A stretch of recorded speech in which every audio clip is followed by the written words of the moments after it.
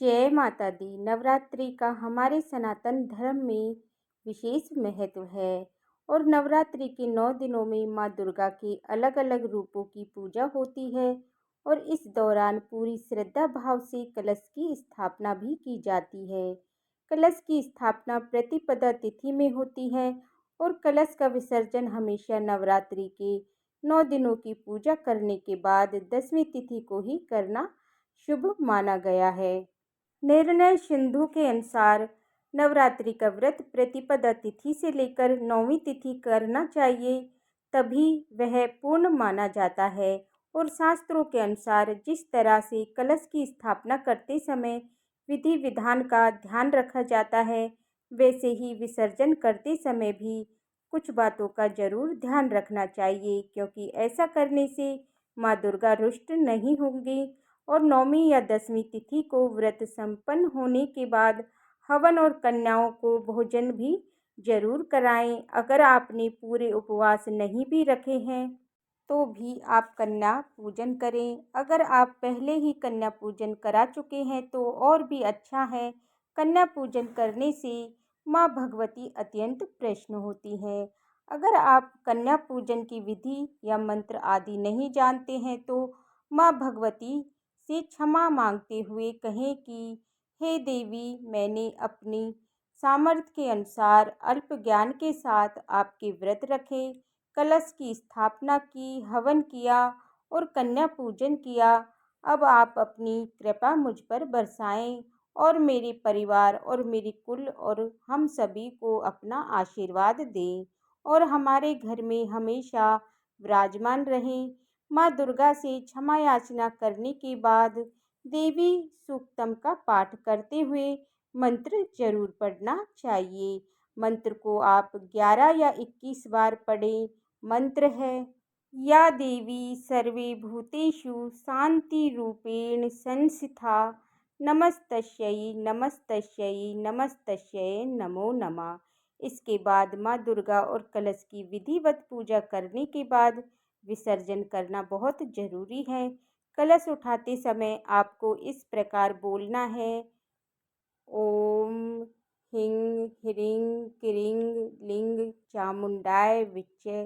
जो भी सामग्री आप चौकी पर से हटा रहे हैं, आपको मानसिक रूप से या उच्चारण करते हुए इस प्रकार मंत्र का जाप करते हुए रहना है। कलश विसर्जन हमेशा सूर्य उदय के बाद ही किया जाता है और इस बार 10वीं तिथि यानी 7 अप्रैल दिन सोमवार को रहने वाली है। और कलश विसर्जन का जो सबसे शुभ मुहूर्त है वो 7 अप्रैल को सुबह 9:01 से दोपहर 12:53 तक रहेगा। सोमवार को 10वीं तिथि रात 8 बजे समाप्त होगी और इस दिन पुष्य नक्षत्र सुबह 6:25 तक रहेगा। बाद में आश्लेषा नक्षत्र प्रारंभ हो जाएगा। राहु काल सुबह 7 बजे से सुबह 9 बजे तक रहेगा और हो सके तो राहु काल के समय का कलश विसर्जन करने से जरूर बचें। और जो लोग शुभ मुहूर्त में कलश विसर्जन ना कर पाएँ तो वो इस तरह सुबह 6:17 से सुबह 7:25 के बीच में यानी राहु काल का समय प्रारंभ होने से पहले पहले ही कलश विसर्जन कर सकते हैं। नवरात्रि समाप्त होने पर विधि विधान से आप जिस दिन विसर्जन कर रहे हों उस दिन एक बार फिर से माँ भगवती से सभी 9 स्वरूपों का ध्यान करें। कलश की पूजा धूप दीप जलाएं। इसके बाद मूर्ति विसर्जन और कलश विसर्जन की तैयारी करें और 9 दिनों में की गई पूजा व्रत का पूर्ण फल तभी मिलता है। कलश विसर्जन के समय सबसे पहले तो कलश के ऊपर से नारियल को हटाएं। नारियल को आप लाल चुनरी में बांधकर अपनी माँ या अपनी बहन या बेटी को दें। इस नारियल को बहुत से लोग बहते हुए जल में प्रवाहित कर देते हैं। कुछ लोग आसपास मंदिर में रख देते हैं और कुछ लोग जिस दिन कन्या पूजन किया जाता है उसी दिन हटा देते हैं, यानी कि प्रसाद रूप में कन्याओं में बांट देते हैं। आपके यहाँ पर जिस भी नियम का पालन किया जाता हो आप उस नियम का पालन कर सकते हैं। अगर आप पहली बार नवरात्रि के व्रत रखे हैं तो आपको इस नारियल को या तो मंदिर में रख देना चाहिए या फिर आप बहते हुए जल में प्रवाहित कर सकते हैं। इसके बाद कलश में आम या अशोका के पत्ते रखे हुए हैं, उन्हीं पत्तों में कलश में रखा हुआ जल उसका छिड़काव पूरे घर में करना चाहिए। जल बहुत ही पवित्र होता है, घर में खुशहाली, सुख समृद्धि बढ़ाता है। इस जल के छिड़काव से घर में सभी शुभ शक्तियों का वास हो जाता है। घर की जितनी भी नेगेटिविटी है, जितनी भी नकारात्मकता है, बुरी शक्तियाँ हैं, वो जल के प्रभाव से दूर हो जाती हैं। कलश का जल सबसे पहले किचन से लेकर पूरे घर के कमरों में छिड़कना चाहिए। हमें जल को अपवित्र स्थान पर बिल्कुल भी नहीं छिड़कना चाहिए।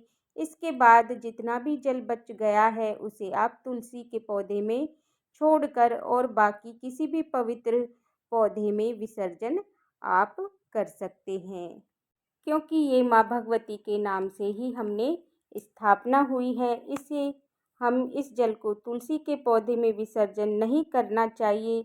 जल की कुछ बूंदें पूरे परिवार के कुछ सदस्यों को और अपनी आँखों और अपने माथे पर लगाना चाहिए। कई बार ऐसा होता है कि 9 दिनों की पूजा करने के बाद विसर्जन की बारी आती है तो कलश में रखा हुआ जल तो बहुत कम बचता है या फिर पूरी तरह से सूख जाता है।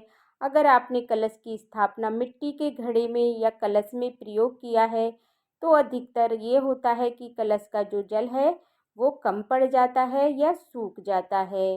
जितना भी जल बचे आप उसका छिड़काव कर सकते हैं। कलश के जल में आपने जो भी सामग्री डाली है उसमें सबसे पहले जो आपने सिक्का डाला है वो निकाल कर अपनी तिजोरी में रख सकते हैं, पर्स में रख सकते हैं।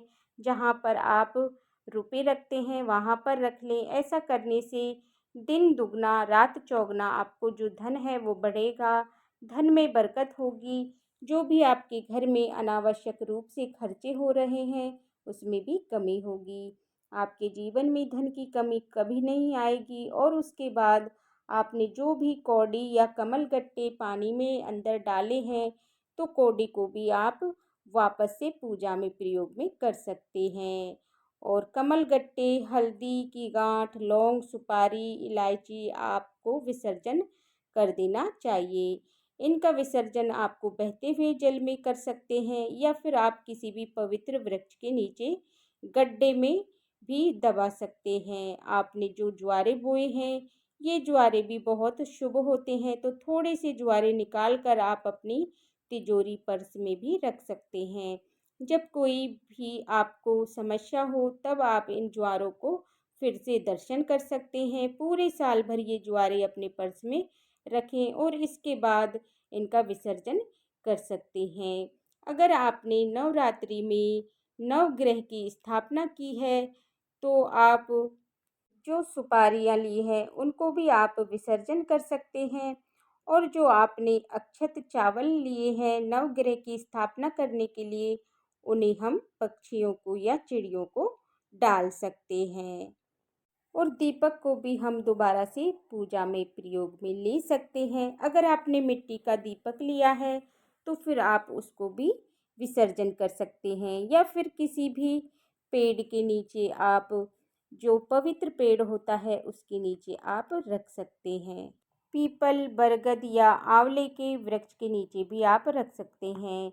कलश की स्थापना में अगर आपने मिट्टी के बर्तनों का प्रयोग किया है, जैसे कलश मिट्टी का या फिर ज्वारे बोने का जो मिट्टी का पात्र है, उनका भी विसर्जन आपको कर देना चाहिए। मिट्टी के जो भी दिए बर्तन हैं प्रयोग किए हैं उनको आप अगली पूजा में फिर से प्रयोग में नहीं करना चाहिए।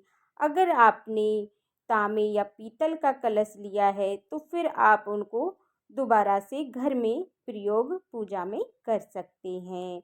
आप उन्हें किसी पेड़ के नीचे नहीं रख सकते और या फिर उन्हें या दान भी कर सकते हैं।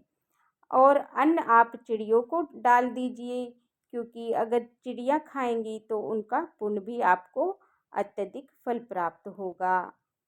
और जितने भी फूल पत्ते और जो भी कलश में हमने कलावा कंठ पर बांधा है और जो भी हमने कलावा अर्पित किया है इन सभी को हम विसर्जन कर देंगे। और जो हमने माता रानी की लाल चुनरी ली है और नारियल के ऊपर बांधी थी, वो आप अपने घर में तिजोरी में रख सकते हैं, या फिर अपने घर के मुख्य द्वार पर भी आप उस चुनरी को बाहर की तरफ से बांध सकते हैं, या फिर आप दोबारा से उस चुनरी को पूजा में भी ले सकते हैं, या फिर आप उस चुनरी को किसी कन्या पूजन में आए तो कन्याओं को भी आप दे सकते हैं। ध्यान रखिएगा, अशुद्ध अवस्था में महिला हो या कन्या हो, कलश विसर्जन उनको नहीं करना चाहिए। आप अपने घर के किसी भी सदस्य से विसर्जन करवा सकते हैं।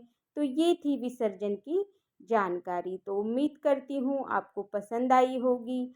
अगर आपको ये वीडियो पसंद आई है या यूज़फुल है आपके लिए, तो मेरी वीडियो को लाइक करें, चैनल को सब्सक्राइब करें, बेल आइकन बटन को प्रेस करें, जिससे कि आने वाली वीडियोज़ का नोटिफिकेशन आप सभी को समय पर मिल जाए। देखने के लिए बहुत बहुत धन्यवाद।